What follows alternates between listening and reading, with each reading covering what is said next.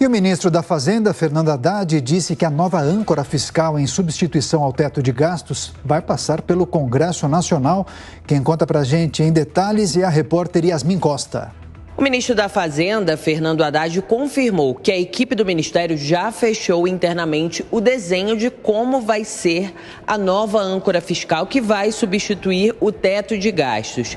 Segundo Haddad, agora o projeto vai ser apresentado aos outros ministérios que compõem a equipe econômica do governo federal, que inclui, por exemplo, o Ministério do Planejamento. Depois disso, esse projeto vai ser submetido ao presidente da República, Luiz Inácio Lula da Silva. A nova regra, ela é vista como fundamental para sinalizar ao mercado o compromisso que o atual governo vai ter com o gasto público. Nas últimas semanas, o próprio ministro da Fazenda, Fernando Haddad, disse que a intenção é apresentar essa nova âncora fiscal no Brasil antes da reunião do Comitê de Política Monetária do Banco Central. Essa reunião está marcada para acontecer nos dias 21 e 22 de março. A expectativa do Ministério é que a âncora fiscal, junto com a recomposição de receita, justamente por conta da reoneração dos combustíveis, isso promova um ciclo de quedas para a taxa Selic.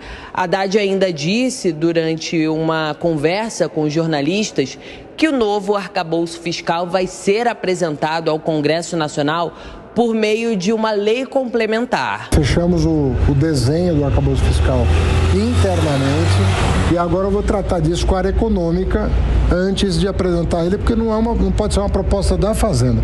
Aliás, será uma proposta da sociedade, porque vai envolver uma lei complementar a ser aprovada pelo Congresso Nacional.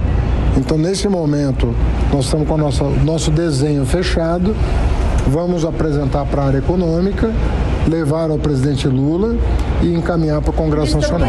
De Brasília, Yasmin Costa. Mais análise e opinião aqui no Jornal da Manhã. Fernando Capês, quais serão as dificuldades do governo em aprovar o novo arcabouço fiscal no Congresso Nacional? Importante lembrar que ontem, Arthur Lira, em uma reunião aqui em São Paulo, disse que o governo ainda não tem maioria no Congresso.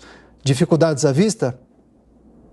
Bom, o governo teve facilidade de mudar o teto constitucional, que não deveria ter mudado, porque ele implicaria na manutenção do teto de despesas de 2016, atualizado apenas monetariamente, durante 10 anos, o que levaria a atingimento do equilíbrio fiscal pleno e de uma redução drástica na dívida pública. Bom, agora estamos buscando uma nova âncora fiscal. A lei complementar, ela exige quórum de maioria absoluta, ou seja, metade mais um dos membros do Congresso Nacional, mais da metade dos senadores e mais da metade dos 513 deputados federais. Portanto, é uma lei que exige um quórum especial. Não é como uma lei ordinária que exige maioria simples, metade mais um dos presentes. Não, lei complementar é metade mais um da totalidade da Câmara, 513, e Senado, 81 senadores. Só isso dá uma certa legitimidade à nova âncora fiscal. A curiosidade é, qual será essa âncora fiscal? Não tem muito segredo, é gastar menos do que arrecada. Você arrecada, depois que você faz o orçamento, você tem a sua receita, aí o governo pode definir como vai gastar.